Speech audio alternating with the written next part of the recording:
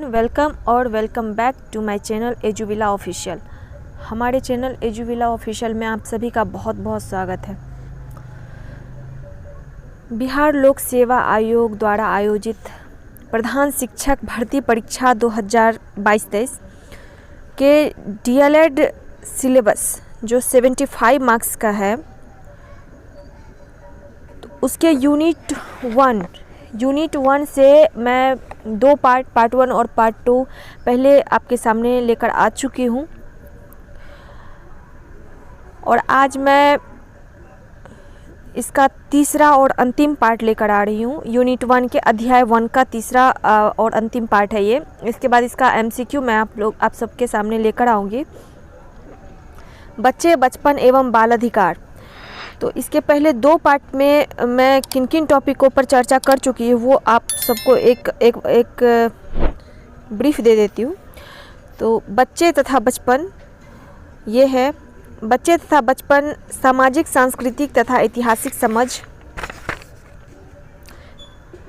बचपन के विकासात्मक चरण, बचपन की ऐतिहासिक समझ एवं साहित्य, बाल अधिकारों का संदर्भ, भारतीय संविधान में वर्णित कुछ महत्वपूर्ण बाल अधिकार संबंधित महत्वपूर्ण प्रयास, बाल श्रम संबंधित प्रावधान, भारत में बाल सुरक्षा। तो इन सारी टॉपिकों पर मैं चर्चा कर चुकी हूँ और अब आइए उससे आगे हम चर्चा करते हैं। तो बिना किसी देरी के हम अपना वीडियो शुरू करते हैं। अभी हम बताने जा रहे हैं उपेक्षित वर्गों से आने वाले बच्चों के बारे में। वैसे बच्चे जो उपेक्षित वर्ग से आते हैं, निचले तबके से आते हैं, जिन्हें लोग उपेक्षित समझते हैं।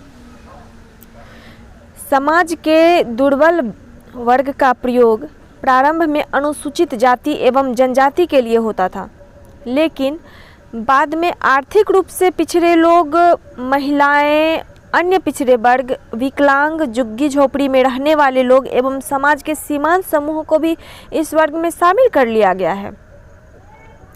सामान्यतः दलित शब्द का प्रयोग उन जाति समूहों के लिए किया जाता है जिसका वर्ण व्यवस्था में निम्न स्थान अथवा सामाजिक संरचना सोपान में सबसे नीचे जिनको रखा गया है, तो उनके लिए दलित शब्द का प्रयोग किया जाता है सामान्यतः। इस निम्न स्थान का आधार इनके व्यवसाय से जुड़ा होता था, जिसे अपवित्र समझा जाता है। अपवित्र व्यवसाय के कारण इन जातियों को अछूत समझा जाता है, जिसके कारण इन्हें सामाजिक वंचना एवं उपेक्षा का सामना करना पड़ता था। परिणाम स्वरूप सार्वजनिक स्थलों जैसे मंदिर में पूजा करना, तालाब में स्नान करना, विद्यालयों में समान रूप से शिक्षा ग्रहण करना, सार्वजनिक कुओं से पानी भरना आदि ये सारे कार्य निषेध थे। निम्न सामाजिक आर्थिक स्थिति होने के कारण ये जातियां सदियों से भेदभाव एवं शोषण का शिकार रही है। भारतीय संविधान में इन्हें अनुसूचित जाति के नाम से जाना जाता है। 2011 की जनगणना के अनुसार भारत की जनसंख्या में इनका प्रतिशत 16.66% है।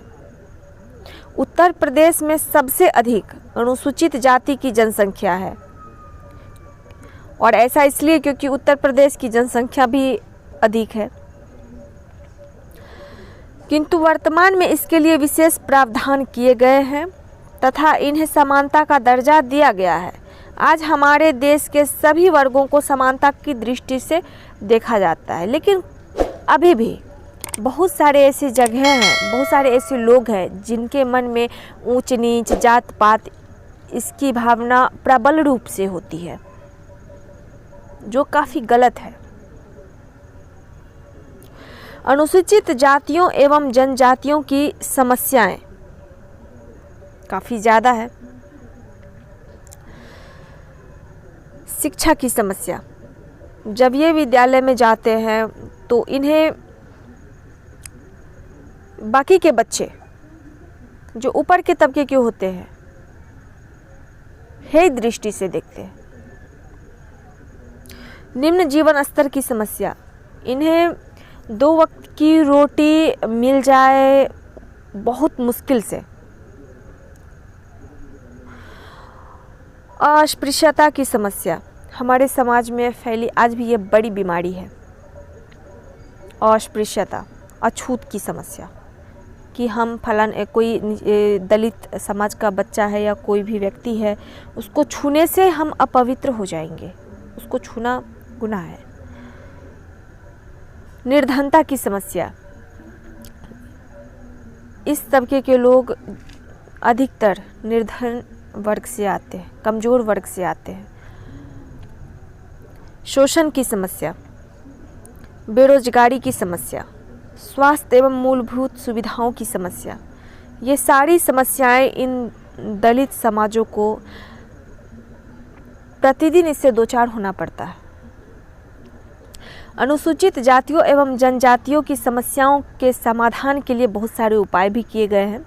तो आइए अब हम उन उपायों को देखते हैं। दलितों के समाधान के लिए अनेक दलित सुधार आंदोलन हुए। दलितों के विकास का प्रारंभिक प्रयास दक्षिण भारत में देखने को मिलता है, जहां बासव नामक एक ब्राह्मण व्यक्ति ने सामाजिक प्रतिबंधों को हटाकर सामाजिक सुधार का प्रयास किया। इसके पश्चात भारत के विभिन्न दलित चिंतकों ने आंदोलन द्वारा दलित चेतना का विकास किया। इसके लिए हम ज्योतिबा फुले से डॉक्टर भीमराव अंबेडकर की सामाजिक, सांस्कृतिक तथा राजनीतिक यात्रा में देख सकते हैं। समाज के वे लोग जिन्हें समाज में संतोषजनक सामाजिक, सांस्कृतिक व आर्थिक दर्जे से वंचित रखा जाता है, उन्हें सामाजिक, सांस्कृतिक व आर्थिक दृष्टि से वंचित वर्ग कहा जाता है। किंतु सामाजिकरण के अंतर्गत सभी को समान रूप से आगे बढ़ने का अवसर प्रदान किया गया। सामान्यतः समाजीकरण का अर्थ उस प्रक्रिया से है जिसके द्वारा व्यक्ति अन्य व्यक्तियों के से अंतःक्रिया करता हुआ सामाजिक आदर्शों, रीति रिवाजों तथा परंपराओं को सीखता है। समाजीकरण में किसी सुविधा को किसी व्यक्ति से अलग कर दिए जाने पर या न प्राप्त होने पर वह वंचित वर्ग के रूप में जाना जाता है। और इस वंचित वर्ग को हम 3 कैटेगरी में 3 वर्ग में विभाजित कर सकते हैं। पहला है सामाजिक दृष्टि से वंचित। आइए अब देखते हैं सामाजिक दृष्टि से वंचित जो वंचित वर्ग हैं उनको। भारत में अनेक जातियां सामाजिक रूप से पिछड़े जनजाति एवं जनजातियां हैं, जो मुख्यतः ब्राह्मण, क्षत्रिय, वैश्य एवं शूद्र हैं। इनमें शूद्रों को निम्न जाति का माना गया और देश में कुछ समय पूर्व तक उन्हें स्पर्श करना ही अछूत माना जाता था। यह अस्पृश्यता भारत का एक सामाजिक कलंक बन गया। सामाजिक रूप से वंचित वर्ग सामाजिक दृष्टि से पिछड़ा होने के कारण आर्थिक दृष्टि से भी निर्बल और वंचित हो गया। भारत के संविधान के भाग 4 में प्रस्तुत राज्य के नीति निर्देशक सिद्धांत में अनुच्छेद 45 के तहत प्राथमिक शिक्षा को निःशुल्क और अनिवार्य रूप से देश के सभी बच्चों को उपलब्ध कराने का प्रावधान किया गया। इसके बाद देश की पहली राष्ट्रीय शिक्षा नीति 1968 में भी सरकार के इसी प्रकार के इरादे को दोहराया गया। फिर 1986 में देश की राष्ट्रीय शिक्षा नीति तथा संशोधित राष्ट्रीय शिक्षा नीति 1991 में तथा राष्ट्रीय शिक्षा नीति की कार्य योजना 1992, इस सब में भी 10 वर्ष के बच्चों को 21वीं शताब्दी में जाने से पूर्व शिक्षित किए जाने हेतु बहुत प्रयत्न करने की बात कही गई थी। तत्पश्चात वर्ष 1993 के उन्नी कृष्णन केस पर अपना ऐतिहासिक फैसला देते हुए सर्वोच्च न्यायालय ने यह स्वीकार किया कि शिक्षा का अधिकार प्रत्येक भारतीय नागरिक का मूल अधिकार है और इसलिए इसे मूल अधिकार में सम्मिलित किए जाने हेतु सरकार को निर्देश भी जारी किए।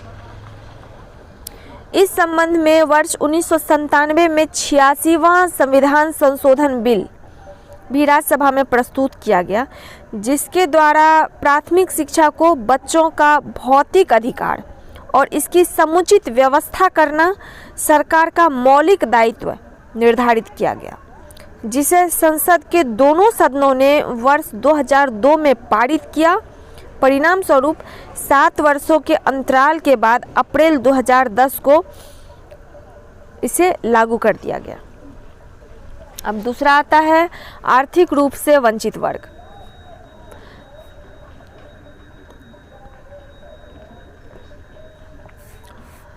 भारत विकासशील देश है। यहाँ की जनसंख्या का एक बड़ा भाग आज भी गरीबी रेखा के नीचे जीवन यापन कर रहा है।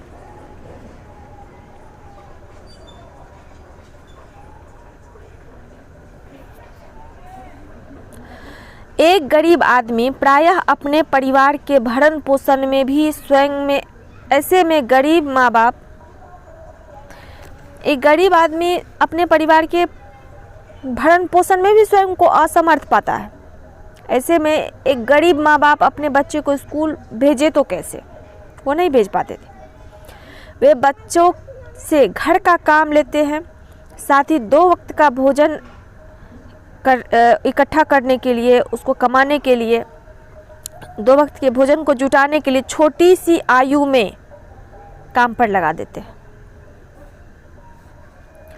ऐसे में यदि बच्चे खेती पर उनके रोजगार में सहायता ना करें तो उन्हें और उनके परिवार को 2 समय का भोजन भी ना मिले, इसलिए वे अपने बच्चों को स्कूल नहीं भेजते। साथ ही यदि वे बच्चों को स्कूल भेजना भी चाहते हैं तो बच्चों की कॉपी किताब के लिए भी इनके पास पैसे नहीं होते हैं। ऐसे में वे स्कूल के खर्च के वहन में असमर्थ होते हैं और अपने बच्चों को शिक्षा से वंचित रखते हैं। स्वतंत्र भारत में 5 वर्षीय योजनाओं में गरीबी उन्मूलन के प्रयास किए हैं। देश की स्वतंत्रता के पश्चात गरीबी उन्मूलन हेतु सरकार द्वारा विशेष प्रयास किए जा रहे हैं, किंतु इस दिशा में प्रगति बहुत ज़्यादा धीमी रही है। हमारे शिक्षा के आयोगों ने इनके लिए अनेक महत्वपूर्ण सुझाव दिए थे। शिक्षा नीतियों में भी इस ओर ध्यान दिया गया है। संविधान में 6 से 14 वर्ष के सभी वर्ग के बालकों के लिए, बच्चों के लिए शिक्षा को अनिवार्य बनाने का प्रावधान किया गया है और इस लक्ष्य को 4 वर्ष में प्राप्त करना था, किंतु इतने साल हो जाने के बाद आज भी हम इस लक्ष्य को प्राप्त नहीं कर पाए हैं। केंद्र सरकार ने राज्य को प्राथमिक स्तर तक सभी छात्रों को मुफ्त किताब देने के लिए निर्देश दिए थे, जिसे कुछ राज्यों ने पूर्णतः और किसी ने अंशतः लागू किया है। धन की समस्या ने अनिवार्य निःशुल्क शिक्षा में काफ़ी कठिनाई उत्पन्न की है। इन कठिनाइयों पर विजय पाने के लिए हमने विश्व बैंक एवं अन्य अंतर्राष्ट्रीय संगठनों से भी सहायता प्राप्त की है और हम आशा करते हैं कि आगामी भविष्य में हम आर्थिक रूप से वंचित इन छात्रों की अनिवार्य निःशुल्क शिक्षा देने में समर्थ हो सकेंगे। ऐसी हमें उम्मीद है अपने देश से, उसके सरकार से। और तीसरा है अभी सांस्कृतिक रूप से वंचित वर्ग। सांस्कृतिक रूप से वंचित वर्ग के लोगों को सार्वजनिक स्थलों जैसे धार्मिक स्थल, नदियों, कुओं आदि के प्रयोग पर प्रतिबंध था। वे मंदिर में ईश्वर के सामने पूजा नहीं कर सकते, मंदिर की सीढ़ियाँ नहीं चढ़ सकते थे। यह स्थितियाँ उन्हें अन्य लोगों से अलग कर देती है और वे भारतीय संस्कृति की जानकारी से भी वंचित रहते हैं, क्योंकि उन्हें सामूहिक रूप से अन्य बच्चों के साथ विद्यालय में शिक्षा ग्रहण करने से भी रोका जाता था। साथ ही प्राचीन समय में शिक्षा के अधिकार से उपेक्षित होने के कारण ये अपनी संस्कृति का ज्ञान हासिल नहीं कर पाते थे, ये उससे भी वंचित रहते थे।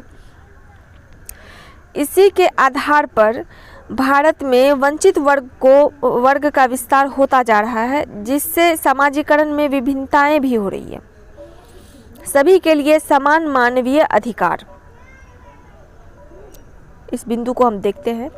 संयुक्त राष्ट्र संघ ने विश्व मानवीय अधिकारों के अंतर्गत निम्न क्षेत्रों में समान अवसरों की अवधारणा को स्वीकार किया है। पहला है नागरिक अधिकार। मानवीय अधिकारों के घोषणा पत्र में विश्व के प्रत्येक नागरिक को निम्न अधिकार प्रदान किए गए हैं। पहला, प्रत्येक व्यक्ति को जीवन जीने, स्वतंत्रता एवं सुरक्षा का अधिकार है। दूसरा, किसी भी व्यक्ति को नौकर या गुलाम बनाकर हम नहीं रख सकते हैं। तीसरा, कानून के समक्ष सभी एक समान हैं और उनको समान रूप से कानून अपना संरक्षण प्रदान करेगा। अगला है, प्रत्येक व्यक्ति को स्वतंत्र अभिव्यक्ति एवं मत प्रदान करने का अधिकार है। हम किसी को भी बर्बरता पूर्वक यातना नहीं दे सकते, उसे दंड नहीं दे सकते। सभी प्राणी जन्म से स्वतंत्र है तथा वे आत्मसम्मान एवं अधिकारों के संदर्भ में भी एक समान है। प्रत्येक व्यक्ति को अपने देश को छोड़ने और पुनः वापस लौटने का अधिकार प्राप्त है। किसी व्यक्ति को मनमाने ढंग से कैदी, बंदी या निर्वासित नहीं कर सकते। सभी व्यक्ति को शांति युक्त तरीके से एकत्रित होने का अधिकार है, किंतु किसी भी व्यक्ति को उस समूह या दल में बलपूर्वक सम्मिलित नहीं किया जा सकता है। अब हम दूसरे बिंदु को देखते हैं, जो है सामाजिक अधिकार। मानवीय अधिकारों के घोषणा पत्र में निम्नलिखित सामाजिक अधिकारों का उल्लेख किया गया है। परिवार किसी राष्ट्र एवं समाज की आधारभूत इकाई है, हम सभी जानते हैं। अतः राष्ट्र द्वारा इसकी सुरक्षा एवं परिपोषण की व्यवस्था करना अनिवार्य है। मातृत्व एवं बाल्यावस्था की देखभाल हेतु विशेष प्रयास करना प्रत्येक राष्ट्र का दायित्व है। प्रत्येक व्यक्ति को शिक्षा ग्रहण करने का अधिकार प्राप्त है, इसलिए प्रारंभिक शिक्षा अनिवार्य रूप से शुल्क मुक्त अर्थात निःशुल्क होनी चाहिए। शिक्षा का आयोजन इस प्रकार से किया जाए कि वह विभिन्न जातियों, धर्मों के व्यक्तियों के मध्य पारस्परिक स्नेह, मित्रता उत्पन्न करने वाली हो। राष्ट्रों द्वारा निर्धारित निश्चित आयु वर्ग में प्रत्येक युवक युवती को पारस्परिक पसंद से विवाह करके परिवार स्थापित करने का अधिकार है। अब हम तीसरे बिंदु को देखते हैं, जो है आर्थिक अधिकार। धाराएं, इसमें बहुत सारी धाराएं हैं, में 17, 22, 23, 24 तथा 25। इस अनुच्छेद को जब हम देखते हैं तो उसमें देखते हैं कि आर्थिक रूप से स्वतंत्रता प्रदान करने के लिए मानवीय अधिकारों की घोषणा करती है। ये सारी धाराएं 17, 22, 23, 24 और 25 आर्थिक रूप से स्वतंत्रता प्रदान करने के लिए मानवीय अधिकारों की घोषणा करती है। अब हम इसको संक्षेप में देखते हैं। प्रत्येक व्यक्ति को कार्य करने का अधिकार है, साथ ही राष्ट्र को उसकी बेरोजगारी से रक्षा करने का अधिकार है। दूसरा, प्रत्येक व्यक्ति को विश्राम एवं मनोरंजन का अधिकार है। तीसरा, प्रत्येक व्यक्ति को उचित मानदंडों के अनुरूप जीवन यापन तथा स्वास्थ्यप्रद जीवन जीने का अधिकार है।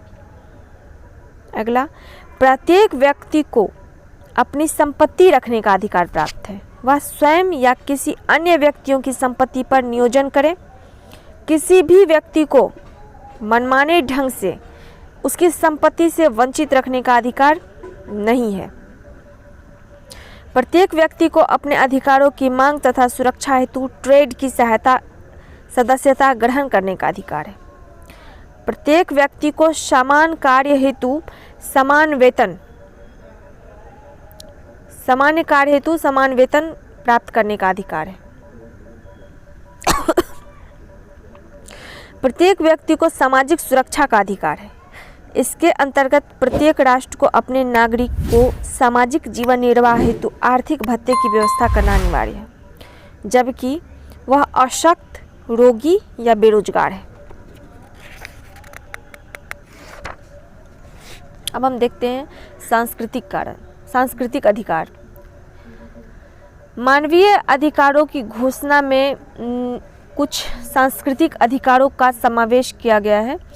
प्रत्येक राष्ट्र के प्रत्येक व्यक्ति को अपनी सांस्कृतिक धरोहर के संरक्षण, संप्रेषण और सुरक्षा का अधिकार है, चाहे वह वैज्ञानिक, वस्तुगत या साहित्यिक हो।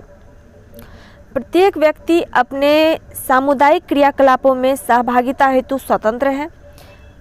अगर अन्य शब्दों में कहें तो प्रत्येक व्यक्ति अपने कौशल के माध्यम से आनंद की अनुभूति कर सकता है तथा वैज्ञानिक उन्नति में सक्षम योगदान दे सकता है। 5वां बिंदु है हमारा राजनीतिक अधिकार। संयुक्त राष्ट्र संगठन यूएनओ के मानवीय अधिकारों की धारा 14, 15 और 21 के अंतर्गत निम्नलिखित राजनीतिक अधिकारों को मान्यता दी गई है।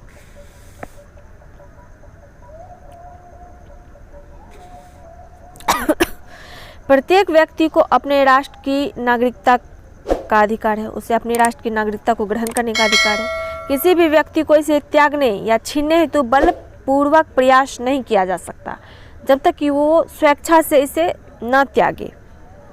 प्रत्येक व्यक्ति को अन्य देशों में शरण ग्रहण करने का अधिकार प्राप्त है। प्रत्येक व्यक्ति को प्रदत्त जन सेवाओं का लाभ प्राप्त करने का समान रूप से अधिकार है। प्रत्येक व्यक्ति अपने राष्ट्र की सरकार में सक्रिय सहभागिता कर सकता है। वह प्रत्यक्ष रूप से भी हो सकती है अथवा चुने हुए प्रतिनिधियों के द्वारा अप्रत्यक्ष रूप से भी हो सकती है।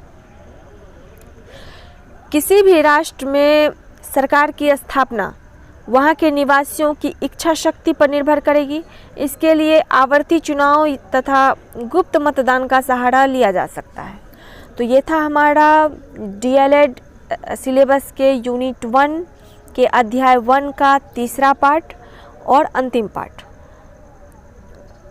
अब ये चैप्टर 1 ख़त्म हो गया है, तो मैं इसका एमसीक्यू अगले वीडियो में आप सबों के सामने लेकर आऊँगी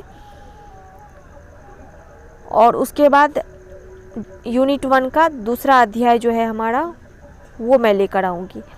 तो तब तक के लिए स्वस्थ रहिए, खुश रहिए और यदि हमारा वीडियो अच्छा लगे तो उसको लाइक कीजिए, सब्सक्राइब कीजिए और यदि कोई किसी भी प्रकार का सुझाव हो तो कमेंट डाउन कीजिए।